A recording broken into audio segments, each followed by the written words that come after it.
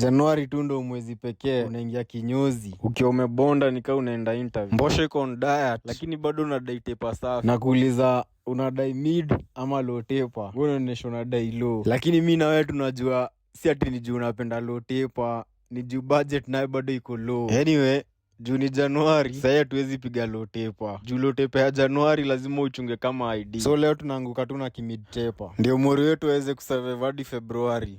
Juu kurudi huku before Januari iishe, labda maombi. Anyway, kama umepay attention, tulianza kucreate guideline, tukadebulk, alafu tukablend in kila kitu. Kitu ya mwisho ni kumalizia na hizo makata. Lakini hapo mbele huyu client wangu anakuanga na kanywele ka uchokozi. So nilimuonyesha hakuna vile ataka nayo. Lazima ningeikata. Na by the way alipenda hiyo look after nimekatako kanywele.